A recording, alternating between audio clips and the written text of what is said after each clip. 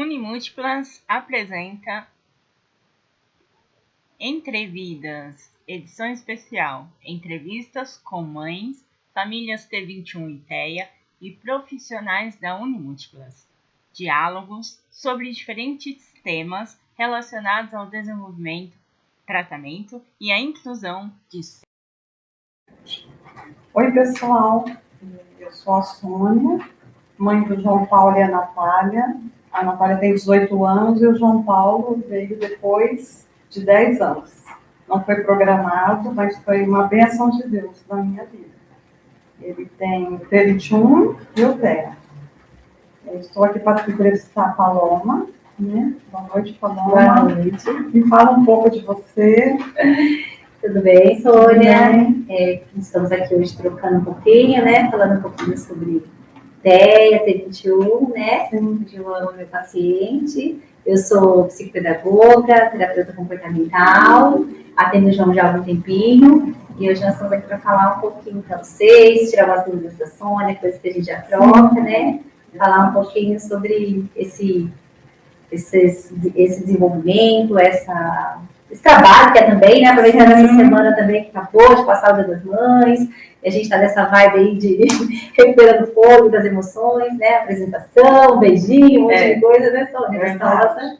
E aí nós estamos aqui para falar um pouquinho para vocês, para falar um pouquinho. Sônia é uma mãe forte, uma mãe corre atrás, está lá, segue instrução, a gente manda para ela o que tem que fazer, como tem que fazer, ela como que é, eu vou fazer, pode deixar, e ela corre, faz, segue as orientações, e é por isso que o João evolui. E é claro, né, quando a gente não tem todos os apoios, a gente tem algumas dificuldades, e aí a gente vai trabalhando em conjunto, família, tenta buscar um amparo da escola, dos terapeutas que atendem a criança, para que a gente possa ter um melhor desenvolvimento. E é isso. Sônia, vamos começar, Sônia, com algumas levantamentos. Paloma, que você me dissesse.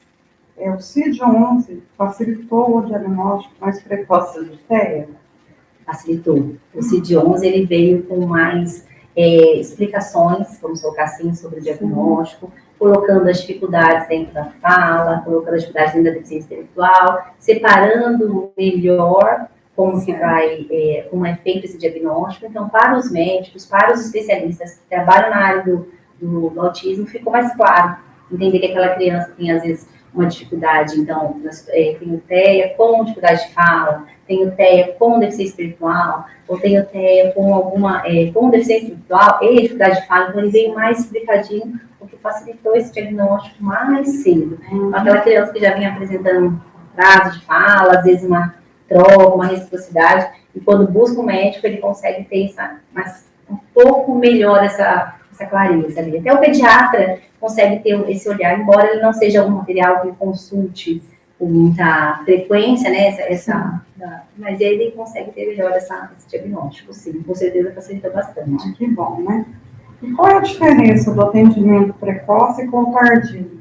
O atendimento precoce, com certeza, ele vai atender a criança na minoridade, onde ela tem maior plasticidade ou flexibilidade cerebral, onde ela tem essa tranquilidade de reversão de potencial e tudo mais que acontece naquela primeira fase, quando a criança tem uma habilidade absurda de evolução nessa primeira idade. E quando a gente tem essa intervenção ali, nos primeiros momentos que a gente percebe um atraso, ou quando aquele pediatra que está fazendo aquela consulta, né, mensal nos primeiros meses, depois ela começa a ser um pouco mais espaçada, o médico começa a observar que tem algo atrasado, algo que precisa de um cuidado, ele consegue intervir naquele ponto mais cedo e a gente consegue uma resposta melhor. Por conta dessa plasticidade, dessa habilidade que o cérebro tem de se reformar, de se reconstituir, de se reabilitar, vamos colocar assim, né? Então, buscar ferramentas para poder alcançar aquela habilidade que ainda não estava alcançada. Então, essa é a importância do atendimento precoce. Quanto mais cedo eu faço essa entrevista, vamos pensar assim, Sônia, vamos falar você que é toda atleta aí, ó. A Sônia que é toda atleta, toda a vida, sai correndo aqui, ela já trabalha essa habilidade, porque ela tem que correr atrás do João, porque o João é bom de corrida. Então, a Sônia que trabalhada aqui no músculo, né, você pensa, desde sempre, desde quando você faz isso? Desde 2017. Olha lá, faz o exercício? Isso, é. 2017. Desde 2017, Sônia correndo aqui, malhando, agitando. Você acha que você está desde 2017, olha aí a entrevista da Sônia, eu aqui falando, você acha que você, que já estava treinando há um tempão, e eu, que sou sedentária, quem vai ter melhor desenvolvimento na academia se nós formos lá? Com certeza não, né? Com certeza você.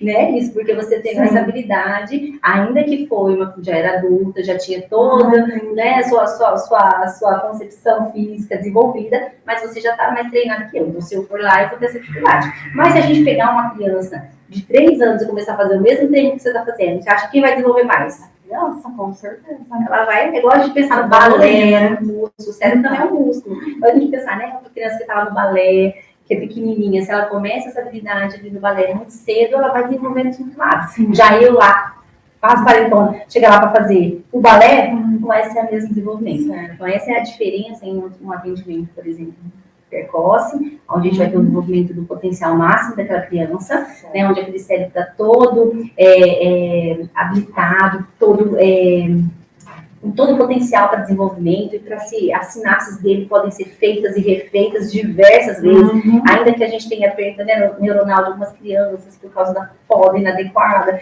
Então a gente tem essa habilidade ali muito absurda nesses primeiros 6 anos, por isso que é tão importante o diagnóstico precoce.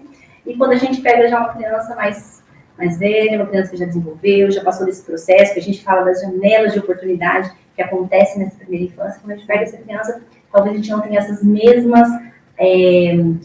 esse potencial de desenvolvimento, de reabilitação, que ela pode desenvolver na primeira infância. E isso pode ocasionar uma série de coisas. Então, se eu tenho um diagnóstico mais tardio, eu tive mais prejuízo, às vezes eu tive mais dificuldade social, às vezes eu tive mais dificuldade motora, porque eu não fui visto isso no momento que, às vezes, apareceu sozinho ali uma dificuldade sensorial, às vezes apareceu uma agitação, às vezes apareceu um sintoma muito separado, então não foi observado. Ou mesmo a inexperiência do pediatra, da própria mãe, às vezes uma mãe de primeira viagem, às vezes tem essa dificuldade também de perceber, e aí essa intervenção tardia acaba trazendo esses prejuízos. Principalmente na questão social, quando você não observa isso antes, não tem uma intervenção antes, a habilidade social ela fica mais difícil ainda, né? Por tudo isso que a gente falou da musculatura, né, brincando um pouquinho sobre a musculatura, mas também traz uma visão para o desenvolvimento neurológico, né? Então a gente é isso. Mas isso não impede de você começar um tratamento no momento que descobriu. Porque a gente vamos pensar no AVC. A pessoa tem um AVC, ela tem uma perda ali, né, neuronal, e ela perde aquela habilidade, aquele braço já não mexe mais, às vezes aquele lado todo às vezes não mexe, aquele braço não mexe, alguma coisa assim, e ele vai fazer uma fisioterapia, um exercício, um tratamento específico, ele volta a mexer, aí ele tem a capacidade, desenvolve a capacidade neuronal de reabilitar aquelas sinapses que eram responsáveis com outras células, com outros neurônios, que vão buscar essa aplicação. Então, quer dizer, não é porque eu sou hard, porque eu descobri o diagnóstico mais tarde, que eu não vou intervir, que não adianta. Adianta, mas com certeza o tratamento precoce vai trazer um resultado mais rápido, às vezes um resultado mais eficiente, mas em todos os momentos, descobriu o TEA, teve um diagnóstico importante, a intervenção. Ainda que a criança tenha o T21 já diagnosticado, muitas vezes a gente tem, né, outros diagnósticos que rodeiam o T21 que não são olhados, porque ela é uma deficiência que está mais evidente, ou que tem mais preocupação, vamos colocar assim, então acaba a gente não tendo esse olhar para que pode estar perto de um TDAH, de uma comorbidade que pode caminhar junto ali com o T21, que acho que nós vamos falar mais pra frente. Então, assim, essa é a importância da gente ter esse olhar, né, no desenvolvimento dessa criança. Às vezes ela já é uma criança mais velha, às vezes com 10, 11 anos, quando a gente vai ter um diagnóstico TEA. E aí a família a vida toda tratou de uma forma, quando na verdade as habilidades sociais não foram trabalhadas, as habilidades ali, às vezes aquela sensibilidade dela um pouco mais, uma questão sensorial, que tem nos dois diagnósticos, né, um pouco mais presente no TEA, mas então a gente acaba tendo essa dificuldade. Mas, com certeza, o tratamento é essencial em qualquer idade que se descobriu aquela dificuldade, né? Não pode pensar que, para tarde não adianta. Não, adianta. Mas quanto mais se descobrir, quanto mais acesso a gente tem às informações, melhor. Que bom, né? Com certeza. E você pode me falar do método ABA?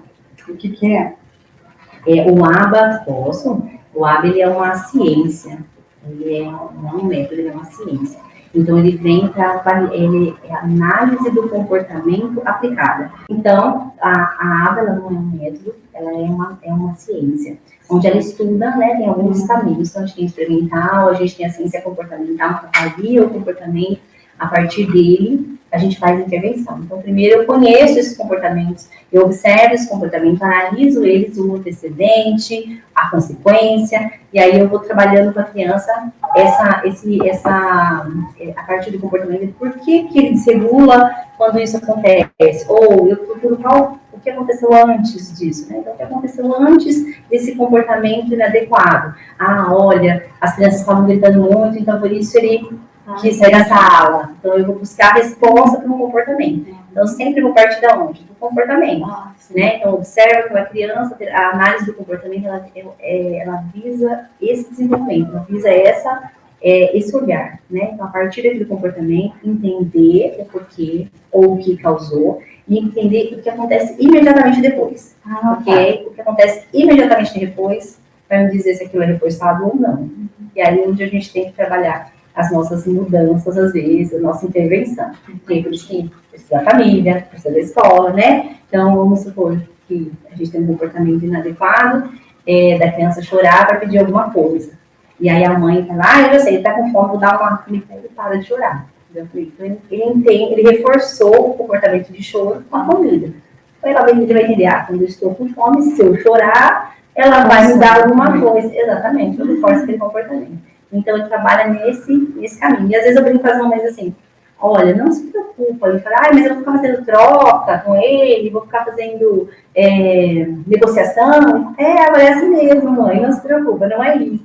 A vida ela é composta por consequências, né, boas e não boas, né, as consequências boas, elas têm, a tendência é que a gente aumente aquele comportamento, e às vezes a consequência que não é tão boa, diminua aquele comportamento, e a gente entra dentro da ciência, realmente, para observar isso. E aí eu quero falar, mas isso, pessoal, a gente lava a roupa porque a gente quer a roupa limpinha, a gente faz a comida porque a gente quer comer, então a gente tem uma série de coisas que nós trabalhamos muitas vezes porque gostamos, mas porque também tem um reforçador ali financeiro, ou que ainda que seja um reforçador de resultados, né? Sempre tem uma consequência daquilo, né? Daquele comportamento que a gente desenvolve. Então, esse é o objetivo dentro da análise do comportamento. Ensinar para as famílias também, essas consequências, elas podem ser colocadas dentro do dia a dia, podem ser colocadas dentro do ambiente escolar, esses conhecimentos. E aí, mostrar para o professor, mostrar para a família que às vezes a gente reforça errado. Então, olha, mãe, deu nessa hora, então, aí, acabamos reforçando esse comportamento, né? Correu atrás nessa hora, e a gente reforça esse comportamento, fez que é brincadeira. Então, a gente sempre buscar entender dessa forma. Então, seria uma ciência que avalia o comportamento, que observa o comportamento e aplica uma intervenção nesse comportamento para a gente modificando, até a gente generalizar e tentar modificar isso na casa, na escola e na vida da criança em todos os ambientes. É uma coisa que, né, a gente passa o dia a dia, né, que você está falando da criança reforçar. O João faz isso. Ele pega as coisas, corre para, né, correr para ele. Brincar com ele. E você pode me falar qual o sinal precoce que os pais devem ficar atentos para o TEA? Olha, em geral, né, não é só no T21, no geral, a gente precisa observar o desenvolvimento típico da criança. Então, a criança típica, ela tem que brincar, ela tem que correr, ela tem que preferir estar com as pessoas do que estar com a tela. A criança, ela quer se exibir, ela quer se mostrar, ela quer imitar. Isso é muito presente, né, na primeira infância, ali, aí se vê um mostrar, dar um beijo, o outro quer dar um beijo também. Então, assim, os primeiros sinais que a gente precisa observar, muito cedo já dá para ver, né? Às vezes uma criança muito inerte, uma criança que não percebe a euforia do ambiente, ou aquela troca que está acontecendo, dificuldade de ter esse contato visual, atrasos de fala, mas não só da fala em si, né? Mas da intenção da fala. Então, às vezes, a criança tem uma dificuldade de fala, mas não é porque ela tem dificuldade motora da fala, ou ela pode ter um T21 e realmente ter uma dificuldade da fala, mas não da intenção da fala. Então, a criança, porque ela é muito pequena, ela já começa a gritar, ela já quer falar, ela fica balbuciando ali, então isso tudo tem que estar muito presente. Perguntar para o pediatra, ela está fazendo tudo certinho, ela está fazendo isso, tinha que fazer, ela está engatinhando, perceber quando é que isso, na carteirinha de vacinação, sempre brinco, Sônia, carteirinha de vacinação, ela tem uma escola para as mães olharem, muitas mães nem têm preenchidas, né?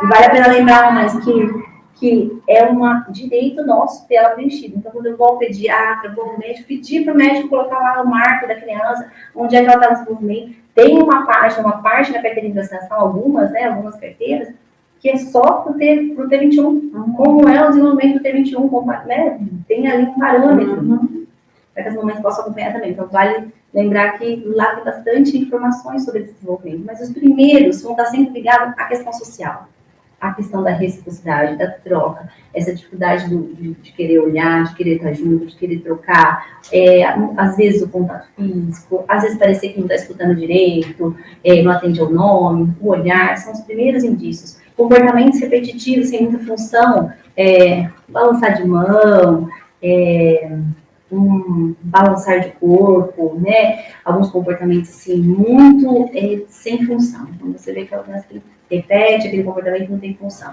E aí entra, às vezes, enfileirar carrinhos, às vezes empilhar coisas, desde alimentos, às vezes comer grão por grão, uma seletividade alimentar também, às vezes aparece muito cedo.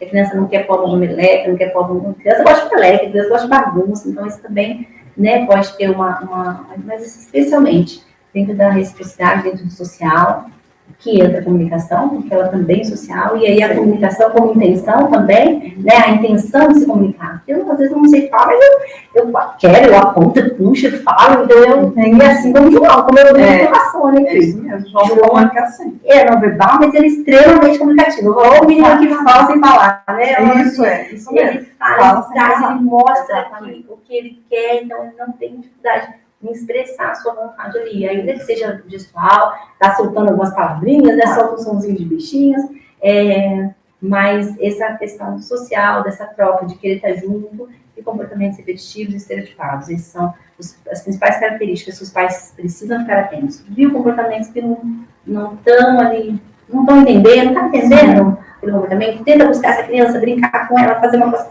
ver como essa troca, ver dificuldade nesse social, né? Vamos observar e aí buscar, de repente, um olhar de uma pediatra, primeiramente. Se achar que não está, passou de um aninho, tem que estar falando. Tem que estar falando mamãe, tem que estar falando papai, tem que estar falando água, tem que estar tentando. Um aninho tem que estar tentando. Pedir, tem que falar, tem que estar ali. Não está falando, de olho. 1 ano e meio, não está falando, vamos ficar de olho. Esses marcos são muito importantes. Chegou aos 2 anos, não está falando nada, busca uma fono, busca um otorrino. É importante passar por uma avaliação. Por quê? Pode não estar escutando, pode não estar escutando, por isso não fala. Mas, e a fono vai ajudar a avaliar isso. Ela vai olhar essa questão da fala. 2 anos tem que estar falando? Tem que estar falando. 2 anos tem que estar falando, às vezes até frases. Mamãe, mamá, não vai usar preposição, não vai usar artigo, mas tem que estar falando já. Ou tentando falar. Porque para a gente tirar isso de é só uma atividade de fala para uma atividade social, é muito pertinho. Então, eu tenho que tentar falar. Uma criança com T21, somente T21, com 2 anos, ela está tentando falar, ela está se expressando, ela está mandando beijo, ela está ali tentando fazer acontecer, né? Tem uma paciente nossa, Maria Flor, que ela é extremamente expressiva, ela manda beijo, ela vem, ela fala com todo mundo, sabe? Toda social. Então, se eu tenho uma criança dessa idade e não está tentando falar, ela não fala. Ela ainda não verbal, só com mamãe, uma coisa assim, mas não fala. Mas ela extremamente tenta conversar, ela tenta socializar. Não tenho isso, tá errado, eu tenho que ter. Eu tenho que ter uma criança de 2 anos querendo conversar, querendo achar a pessoa, querendo ver o amigo, querendo buscar o outro, e essa adesão tem que acontecer. Ele não fala com 2 anos. Mas ele é super inteligente, ele sabe as letras, os números. Então, pais, fiquem atentos. 2 anos é para brincar, é para conversar, é para querer o humano, é para querer trocar. Tá gostando muito de letra, muito de número. Legal, bonitinho, mas não tô tendo. Daí vira o quê? Comportamento repetitivo. Só quer ficar com letras, com números, e aí entra num comportamento repetitivo. Ainda que seja bonitinho, né? Essa hora é a hora de brincar. Pode brincar um pouquinho com isso, mas vamos para frente. Então, esses são os principais Aliás, você pode me falar, o T é uma comorbidade do T21? E qual o sinal que chama a atenção? Esses mesmos que a gente falou agora. Porque assim, na verdade, né, a gente estava até falando um pouquinho disso agora há pouco, o T21, ele pode sim ter uma série de comorbidades, desde dificuldades alimentares, questões gastrointestinais, né, muitos deles acabam tendo, né, dificuldade, questões sensoriais, questões de dificuldade de fala, mas sempre no viés da dificuldade motora, da dificuldade, né, motora da fala. Então, vamos pensar, a criança tem a dificuldade da fala sair, às vezes eles vão ficar na fase adulta, vão passar por uma vida toda de intervenção com fome e ainda vão ter uma fala ainda, uma dificuldade, uma série de questões. Mas eles querem falar, eles estão ali. Então, a dificuldade não é a intenção de fala, é de realmente, do cômodo TEA, que é uma intenção de fala. Ele não tem intenção de conversar, ele não tem intenção de trocar, ele prefere brincar sozinho, ele prefere, então é outro tipo de dificuldade. Então, dentro da T21, a gente pode ter uma série de comorbidades, como dentro do TEA.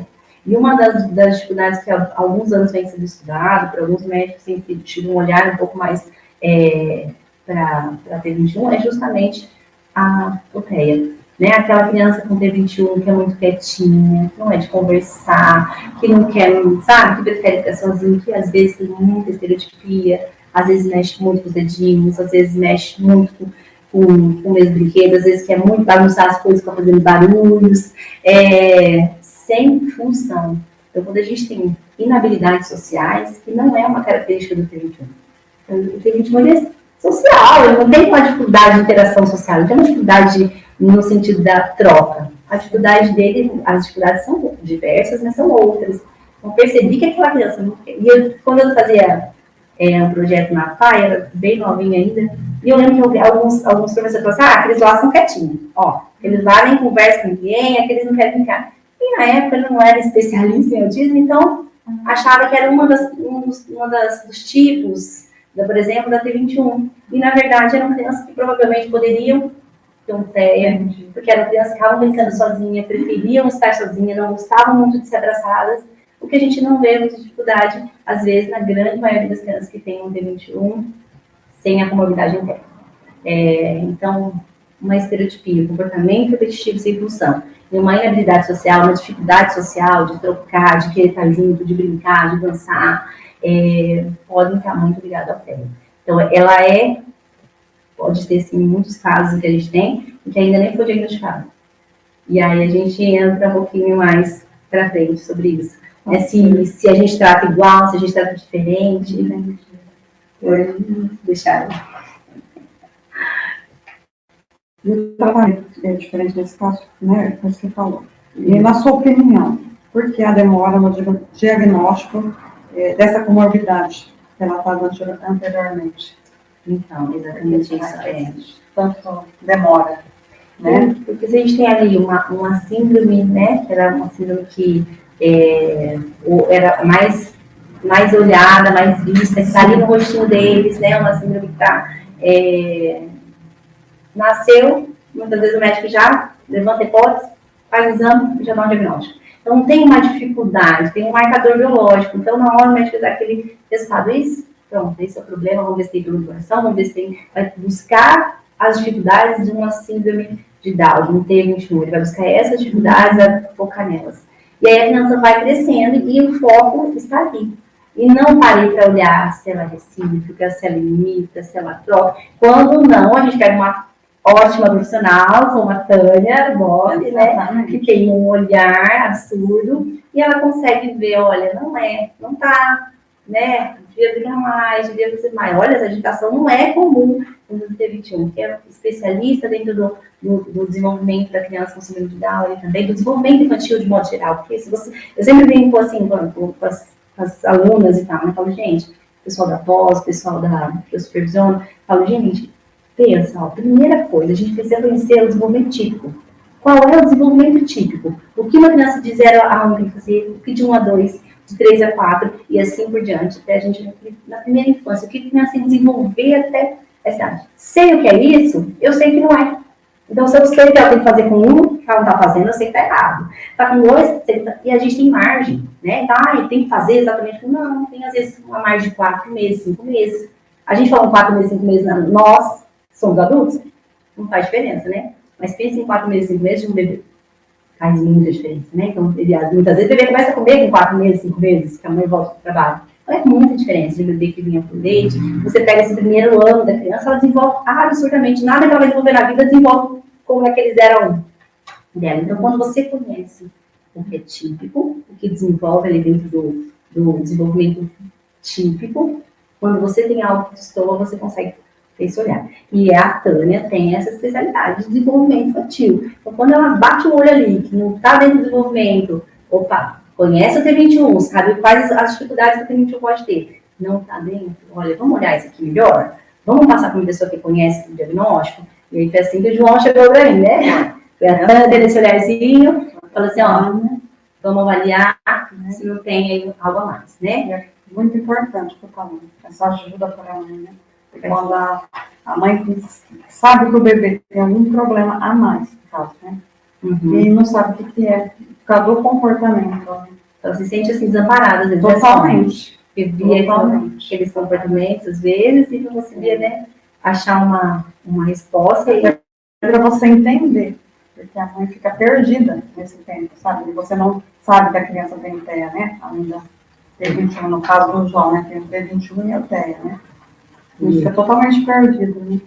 E aí, quando a gente descobre e sabe que não é o mesmo tratamento, que você vai tratar as questões dentro do T21, que podem, né? A fonoaudiologia, que é importante para todo o tratamento da fala, a própria mastigação, né? E tudo mais. Aí tem outros profissionais que também são importantes. A gente também, eu sempre falo para as mães assim, ó, dá uma olhadinha, mãe, todo ano aí, ó, passa no oftalmo, passa no torrino, para ver se está tudo ok. Não só porque tem T21, mas porque tem, ou qualquer criança, eu tenho que passar. Porque as coisas mudam de um ano para o outro, né? Verdade, criança também. Então a gente tem que estar sempre de olho. Então, falo, dá uma olhadinha, vamos observar isso. Ou a gente vê aquela criança que faz muito, traz as coisas muito perto, mãe, vamos ver, né? Tem muitas crianças com T21 que tem necessidade de usar óculos, tem necessidade, né, de controle também ocular, né, Tânia? E então, assim, a gente pegar e pensar que tá de olho nisso junto é uma coisa. Quando a gente fala, vou pegar uma criança com T21, vou trabalhar com ela com fonoaudiologia, porque ela tá com dificuldade de fala, e eu não tenho um comportamento adequado de sentar. E eu não tenho um comportamento adequado de olhar. E eu não sei imitar. Como eu vou trabalhar com ela? Faz assim, igual. Faz assim, ó. E eu não nem senta. Como eu vou trabalhar isso? Então, por isso a intervenção é diferente. Então, primeiro eu tenho que ensinar o João a sentar, a olhar, a querer trocar, ao imitar. E aí eu vou ensinar para ele um comportamento. Então, agora, se eu sou uma fono, talvez, ou uma psicopedagoga mesmo, que vai trabalhar com ele, vamos trabalhar as dificuldades alfabéticas do João, mas ele não tem comportamento de aluno, ele não senta. Como eu vou trabalhar com o João, letras, números, se o João nem senta? Tem que trabalhar o comportamento. E aí entra toda a intervenção, análise do comportamento aplicado. Então, eu vou ensinar o João a sentar, e vou reforçar isso com coisas boas, que ele vai gostar de estar sentado. Vou ensinar o João a olhar, aumentar esse comportamento de olhar. Trazer algumas estratégias para a escola. Vou ensinar o João a imitar. E aí, quando eu estou em tudo isso, mandando beijinhos, aí eu consigo ensinar para ele comportamentos de alfabéticos ou ensinamentos acadêmicos mais estruturados. Por isso é diferente. E às vezes a gente já tem um comportamento, essa dificuldade dentro do T21, talvez não seja a prioridade, ensinar um comportamento. Então, por isso que é importante o olhar do profissional que está ali com a criança, observar quando tem um comportamento muito opositor, ou um comportamento muito agitado, um comportamento de dificuldade de trocas. Então, é importante que a gente tenha esse diferencial. Qual é a orientação para o professor em sala de aula quando o seu aluno tem TEA? Bom, orientação, né, para qualquer professor, primeiro, né, estudar. Né? A gente tem muitos professores que não... Hoje, dentro da graduação, né, da formação do professor, a gente tem ali uma disciplina de inclusão, né, chamada, inclusive, de inclusão, e ela é muito ampla, né, abrange muito superficialmente as deficiências, né, de modo geral. Então, claro, quando você recebe um aluno com TEA, assim como você recebe um aluno uma dificuldade na autorização, algo assim, você precisa estudar aquele aluno.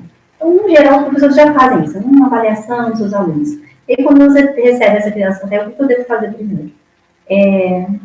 Eu sempre aconselho os professores, gente, primeiro, conhecer aquela família, saber se aquela criança já faz tratamento, onde ela faz tratamento. É claro que para o professor com mais alunos é mais difícil buscar isso de diversas crianças, mas às vezes ele recebe um aluno com TED. Então, conhecer um pouquinho mais sobre ele, a história daquela família, qual a estrada que ele já foi até ali. Às vezes ele tem 4 anos, às vezes já está entre aprendiz os 2, né? Intervenção. Às vezes aquela criança que está recebendo, que ele está achando ali que tem uma série de dificuldades, já está muito melhorada, né? Então, assim, entender qual foi a caminhada dessa criança, acho que é super importante esse olhar humano para aquela criança, né? Que ela é uma criança. Lembrar que ela é um dos alunos da sala, né? Então, às vezes a gente vê professores, eu tenho 15 alunos, mais um com TEA. Não, você tem 16 alunos, né? Ele não tem TEA. Então, incluiu primeiramente nessa turma, ele veio para você. Hoje a gente está aí com uma incidência de 1 a cada 36. Então, daqui a pouco, todos os professores vão ter um aluno com TEA. E não é porque a gente está, né? É porque realmente todas as estatísticas estão mostrando que o diagnóstico está aumentando, que a gente está tendo um olhar mais organizado para crianças que têm TEA. Então, primeiramente, o professor é conhecer o histórico daquela criança, saber se ela passa para uma criança que dá para ficar na sala, que não dá, e buscar estratégias junto à escola também como mediador daquele aluno. Olha, eu preciso de alguém para me auxiliar na sala de aula, porque a criança tem potencial. Ter um momento para fazer essas avaliações da criança, como a gente tem que fazer isso quando uma criança tem uma dificuldade. Então, assim, tratá-lo como um aluno que pode ter potencial, conhecer primeiramente as habilidades dele. Então, quais são as habilidades dessa criança, o que ele já sabe. Então, assim, entrevistas mais funcionais, ainda que você tenha que chamar essa família uma entrevista um pouco maior, ou talvez um pouco mais extensa, mas para entender como ele fala, como ele solicita, porque às vezes ele vai ser não verbal. Mas às vezes ele já está vivendo até ali, né? Como que ele funciona até ali? Ele pede para o banheiro, ele não pede para o banheiro, como que funciona, tem que oferecer. Então, uma entrevista funcional realmente ajuda qualquer profissional a atender as crianças, ainda que seja professor, né? E claro, buscar sempre a ajuda da coordenação, da direção, para que possa trazer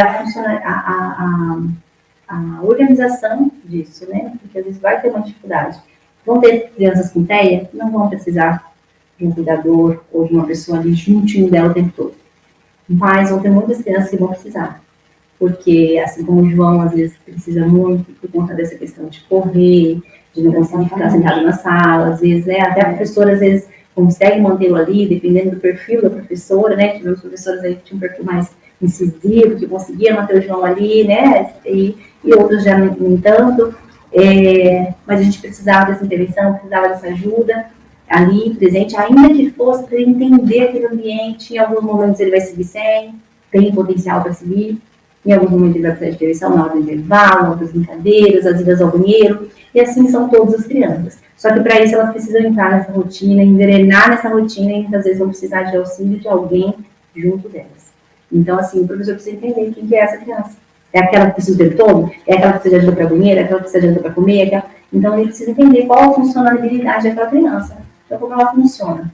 Então, eu tenho desenvolvimento típico, onde a maioria da sala vai estar, crianças com 5 anos, 6 anos, já vão estar indo ao banheiro sozinha, já vão estar comendo. Ok, e a minha criança que tem TEA, ali, como ela está dentro desse desenvolvimento? Ela já come sozinha, ela já vai dormir sozinha, então entender como ele funciona. Como ela se comunica. Então, tem uma série, às vezes, de organização do professor, conhecer como essa criança funciona, como ela se comunica, como ela fala, né, como ela demonstra os desejos dela. Pensando nas habilidades básicas que a gente precisa ter. Como eu como eu falo com tudo frio, ou com fome, ou como eu peço para ir ao banheiro. Como ela se comunica, de modo geral, ainda que ela não seja verbal. Você precisa entender como ela funciona. Por isso que é importante, às vezes, uma entrevista mais funcional com aquela família, para entender. A primeira dica seria essa, para você entender. E especialmente as habilidades. Porque as habilidades vão estar ligadas diretamente a como ele funciona. Então, o que ele já faz sozinho? O que ele diz, né? Porque, às vezes, no primeiro contato, o professor já vai ter um monte de habilidades ali para pontuar. E usar delas para buscar as que ele não tem. Né? Então, assim, muitas vezes a gente vai precisar de auxílio, a gente vai precisar de recursos, de recursos humanos, né? Vamos explicar assim. Levar isso, não, né? Para trazer isso para a escola, para a coordenação, para a direção, o quanto isso é necessário para o desenvolvimento daquela criança, mostrando isso dentro do desenvolvimento dela. Olha, ele tem essas habilidades, o próprio João mesmo, não com essas letras, os números, está lendo palavrinhas simples, ele tem um potencial incrível, né? A própria professora vai super, e ele tem um potencial incrível, mas se ele não tiver direcionamento, ele quer correr para a bagunça. É isso mesmo. Então, muitas vezes, se o professor conhece que ele tem essa habilidade, ele diz, não, pode sentar aqui, vamos fazer as tarefas, eu sei que você sabe, vamos fazer. E ele vai lá e faz. Mas se eu não sei que ele tem essa habilidade, porque eu não fiz ainda não fiz aquela entrevista profissional, e às vezes eu perco o potencial que ele pode ter de desenvolvimento, né? Isso mesmo. Isso a gente fala bastante nessa. Fala bastante. E Paloma, qual a orientação para os pais? E o que fazer em situação de crise? Para os pais seria mesmo a primeira coisa isso, de conhecer o nosso filho, saber como ele funciona, entender onde é que tem quais habilidades que ele tem, trocar diariamente com esses profissionais que atendem ele, e buscar essas dicas também com eles, também, né, de profissionais, tanto com fone, com TO, com psicopedagoga, a gente buscar essas trocas para a gente melhorar essa funcionalidade da criança. A minha dica seria conhecer o filho da gente, tá? Conhecer o nosso filho, entender assim, né? Quando eles estão com fome, se eles se irritam, quando ele está com fome, ele se irrita, ele eu não posso. Então, assim, tomar esses cuidados, de conhecer quais os momentos que ele se regula, de conhecer quais os momentos que ele fica bem, de conhecer reforçadores muito bons, de conhecer coisas que possam ser gatilhos para desregular, né, que muito isso pode acontecer, tentar trabalhar numa rotina, né, ter horário para comer, ter horário para trocar, ter horário para ter escola, essa rotina é extremamente essencial para uma criança que tem tanto TDAH quanto autismo, quanto qualquer outra criança se beneficia de rotinas, né? Buscar lugares para colocar, sempre as coisas, a mochila guarda aqui, o sapatinho ali. Então, sempre tentar trazer uma rotina para essa criança diária, né? Então, esses horários, ter o funcionamento da casa de modo, né? Colocar ela para participar dessa casa também. Pode guardar seu sapato no armário, pode guardar sua mochila, tirar a roupa do cesto, então, mas coisas que tem que trabalhar todos os dias. Então, pai, não desiste, pai. Pega a mão, bota no cesto a roupa suja, pega o sapatinho, guarda no lugar. Ainda que você quase faça pela criança, faça diariamente, que ela vai entendendo. Se até o dia que ela vai fazer isso, aí você vai, sem você mandar, né? Sempre falo para as mães assim, pega a mão, dá oi, chegou no lugar, tá nem olhando, não fala, dá oi. Pega a mão e dá tchau, chegou, fala oi, saiu, fala tchau. Não precisa beijar todo mundo, não precisa abraçar todo mundo, mas ter esse comportamento. Cheguei aos ambientes, pega a mãozinha, oi, tô indo embora, pega a mãozinha, tchau, até a hora que dá tchau, né? Porque dá tchau lá pra secretária, tchau pra todo mundo. E quando a secretária não dá tchau pra ele não quer ir embora. Ele fica lá dando tchau. Quantas vezes você tem que pegar a mãozinha dele lá pra dar tchau, né? É verdade. Então, assim, esses comportamentos, você vai perceber muito disso nessa hora, de quantas vezes a gente precisou repetir. Então, a rotina, com certeza, vai trazer muito benefício para todos os pais, pensar nisso. Mas ele não consegue carregar o prato. Ajuda a carregar o prato, pôr na pia, todos os dias, até o dia que ele vai colocar sozinho. Mas ele não consegue pôr arroz no prato, cai tudo. É assim mesmo. Vai cair um dia, no outro dia vai cair menos, no outro dia menos ainda, até o dia que vai conseguir pôr. Né? Mas a gente não deixa tentar, porque por conta da praticidade. E às vezes eu também entendo, porque eu também sou mãe, às vezes está corrida. Uma correria, né? Dia a dia, mas olha, uma refeição por dia dá para fazer, vamos fazendo essa refeição. Né? Uma vez a semana dá para fazer, 2 vezes a semana a gente vai aumentando isso, porque ele vai melhorando, né? Então é não deixar de fazer, de colocar, inserir essa criança na rotina, não é hóspede, ele está ali participando. E quando a gente assim, pega um paninho, deixa ele lá limpando, olha, trabalha na cidade com a criança ali, em movimento, põe o paninho no rosto para eles pegar o chão, arrasta, as cestas de roupa suja, já faz força ali, trabalha esse pão aí do braço, vamos que vamos. Então, assim, eu falo, insere ele nessa atividade da casa, para ele se sentir pertencente a esse grupo também. Então, essas dicas porque às vezes a gente tem que limpar a casa, a gente tem que lavar roupa, a gente bota ele junto, vem cá. Porque senão, às vezes, a mãe fala assim, mas eu vou lá pro quartinho fazer até. Não, mãe, traz ele pra sua atividade. Vai levar, você vai levar mais tempo arrastando o cesto de roupa com ele? Vai. Mas você vai estar junto com ele fazendo. E isso vai diminuindo esse tempo, aumentando essa participação dele, se sente, né, ao contrário que a gente, fazer meu filho de empregado, não, ele está se sentindo pertencente a esse grupo, responsável pela família, se sente super realizado, não consegue pôr, separar as camisetas dos shorts, né? Ó, as camisetas aqui, ou as roupas escuras, as roupas claras, as meias das camisetas, né? Coisas que a criança consiga. E daqui a pouco a gente está ali fazendo isso de uma forma que dá para classificação, trabalhando em sequência, e organizando tudo aquilo, e ao mesmo tempo, junto com você, desenvolvendo as atividades que tem que fazer. E às vezes você dá mais tempo que você imagina, muito mais. Mas com certeza ele vai estar participando, inserido nesse contexto. E quando as crises, é a gente entender exatamente o que pode ter desencadeado elas. Quando a gente conhece nosso filho, a gente sabe que às vezes algum barulho, algum cheiro, alguma falta de rotina, pode ter alguma fome, né? Então, que entra na falta de rotina, pode ter desencadeado aquela crise. Então, primeira coisa, acolher. Sempre acolher. Quando a criança está em crise, não dá para conversar, você tem que acolher. Então, abraçar, se a criança aceitar esse abraço, se está se batendo, se está se machucando, tentar prevenir isso, né? Mamãe está aqui, mamãe está aqui. Sem dar muita atenção, sem dar muito para aquele movimento, para não reforçar aquele comportamento. Mas a primeira coisa a gente acorda. Mamãe está aqui. Acalmou, a gente tenta descobrir o que é, o que pode ter desencadeado, como resolver. Não acalmou, eu simplesmente pode com a criança, eu tento tirar ela daquele ambiente que ela estiver exposta, muita gente olhando, alguma coisa assim, eu tento sair desse lugar sem falar muito com ela, sem dar muita atenção.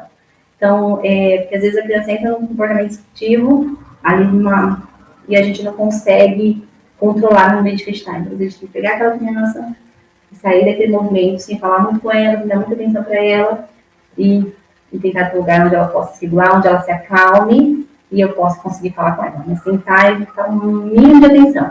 Mas é claro, se ela estiver tentando ou se machucando ou machucar o outro, eu tentar conter isso de uma maneira que ela não se machuque ou não machuque ninguém. Né? Então, assim, mas aí... E aí, ao mesmo tempo, quando eu estou fazendo isso, já estou aqui pensando, o que pode ter acontecido, será que foi um cheiro, será que foi um barulho, será que foi um fogos, o que foi? A cabeça já vai ali trabalhando, porque é justamente a gente pensar o que antecedeu a isso, né? Reforçar, ficar falando muito com ele, eu acabo reforçando esse comportamento. Então, o ideal é que eu acolha, eu tirar ele daquele ambiente, mamãe tá aqui, até que a gente possa entender. Se é para comprar uma coisa, para pegar uma coisa, sai do ambiente. Né? Não é nesse momento que você vai comprar. Entendi. Não é nesse momento que você vai fazer aquilo que você reforça, né? Você reforça esse comportamento. E aí eu tenho que tentar tirá-lo dali, acalmar, e aí tentar pensar, né? Se eu já sei o que é, e eu não vou fazer porque não era o momento, eu simplesmente vou ter que acalmar e sair do ambiente. Tem vezes que assim, mas aí minha criança joga todos os cremes dentro do vaso, faz o que eu tenho que fazer, tirar a vida toda? Então você vai tirar por um tempo. Ele vai ter lá, vai ter acesso àquele creme ali. Vai no banheiro, mas não vai ter acesso. E aí, até o momento que a gente vai no banheiro, não vai ter acesso, vai no banheiro, não vai ter acesso, até o momento que você vai por ali e vai ver que ele não vai ligar tanto para aquele creme. Mas, às vezes, a gente vai ter que tirar. A mesma coisa acontece quando a criança entra numa crise dentro de uma loja, por exemplo, que ela quer uma coisa. Então, às vezes, você vai ter que tirar ela dali. Não tem o que fazer. Sem levar o que ocasionou aquilo, porque não é a forma correta de pedir. Né? Isso, às vezes, dá muita vergonha. Isso, às vezes, causa... constrangimento, né? Às vezes o pai se afasta, né? Às vezes o pai, a avó, quem tá junto, quer ficar longe, né? E isso acontece com todas nós, né? Às vezes a gente chora porque passa assim. É difícil. E a gente fala, meu Deus, eu queria, né? Mas às vezes é a gente saber que a gente sabe como intervir, que é o nosso filho, que a gente conhece, a gente sabe como fazer com ele. Então eu sei que eu não adianta responder agora. Eu vou sair, sabe? E aí a gente se preparar para aquele momento. Ir ao shopping sabendo que isso pode acontecer, que às vezes eu vou ficar 5 minutos e vou embora. Ir à igreja e saber que isso pode acontecer, então eu vou ficar 5 minutos e vou ter que sair, ou vou ficar meia hora e vou ter que ir. Mas ir, porque ele só aprende a ir aos lugares indo, né? Então às vezes a mãe fala, nem vou, porque chega lá e faz uma visita. Isso acontece muito.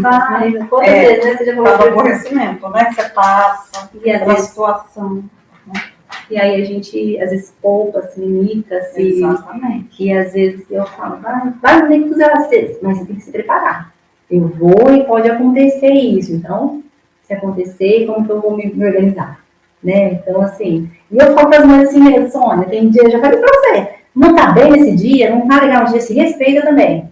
Faz o básico, segue o fluxo e vai, né? Porque a gente tem que respeitar a gente também. Se a gente não estiver bem, então a gente cuida dos nossos, né? Então é isso. Às vezes tiver que chorar também, dá uma choradinha, depois E vai, né? Isso aí, desabafa, né? E depois levanta e vai. E vai, né? Não é fácil, né? Não é. Os pais não é fácil. É o dia a dia, né? É o dia a dia. Igual você também, quando você observou esses comportamentos do João, que eram muito agitados, como foi isso daí? Quando pequeno, então sempre ele teve atendimento, né? E eu tenho uma sobrinha que teve 21 e eu percebia que havia uma diferença muito grande, né, do comportamento do João, né, da agitação, né, era demais, era uma coisa assim fora do normal, né.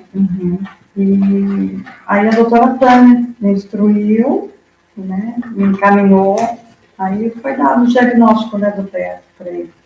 E foi que ela observou também. Exatamente, ela observou ele e ela que na verdade foi primeiro me instruiu, né, a respeito do TEA. Então, assim, foi importante, né, me ajudou muito, nossa, muito mesmo. Fez diferença o diagnóstico do TEA? Nossa, muito, para me entender e começar também a lidar com a situação que eu passava, né, com o João, né. É muito complicado e difícil, porque até você descobrir que seu filho tem um autismo, você fica assim, como que fala, meio perdido, vendo perdido, né, com o comportamento dele, na verdade, né. É muito difícil para a gente. Então, quando você descobre, né, realmente você tem o diagnóstico, você começa a lidar com a situação melhor, com tudo, né, em termos de tudo, né, no caso do João. Entender também essa questão comportamental, né, Sônia? E que muitas vezes foi difícil. Sim, né? E até mesmo assim, em termos, quando ele foi para o pré, né, na escola, a professora do João, no pré-1, ela me culpava do comportamento do João. Então, até eu descobrir que ele tinha o autismo, a gente acaba se sentindo realmente culpada. A mãe acaba se sentindo. Porque fica pensando, né? O que eu estou fazendo de errado? Ou não estou fazendo. Não estou fazendo. Né? Então, é muito difícil. Né? Então, o diagnóstico é importante para isso. Também, né? Libertador, né, Sônia? Exatamente. Libertador dos sentidos, né? Exatamente. Porque daí te ajuda a ter uma orientação adequada, né? Uma intervenção adequada ali. E não quer dizer que é maravilha por causa disso, né? Não. Pelo contrário. Ele não vai deixar de ter as crises, né? Como você estava comentando, né? Mas só que você sabendo, você sabe lidar melhor.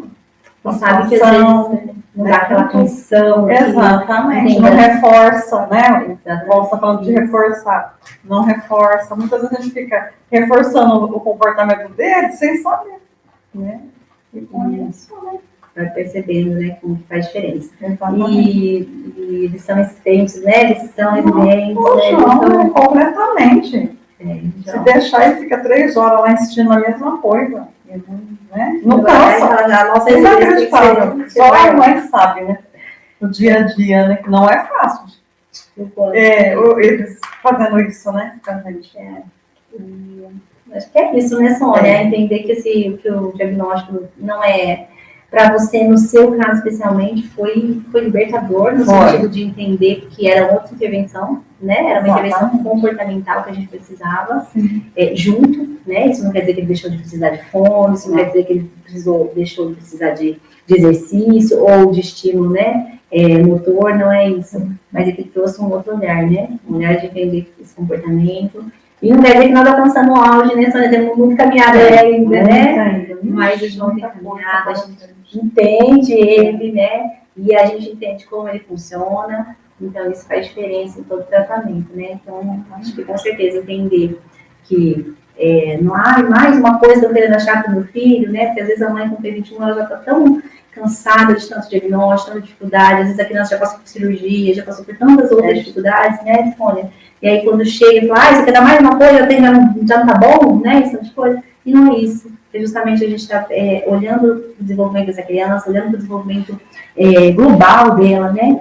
Não é a mesma intervenção. Então, ela vai precisar dos cuidados, mas às vezes a intervenção comportamental vem antes de todos os outros cuidados, porque eu preciso ensinar comportamento para ela, para que ela possa desenvolver. Então, hoje foi importante para a gente aqui também trazer um pouquinho para vocês, que não é a gente quer estar falando de 2 diagnósticos, dar mais um diagnóstico, não é isso.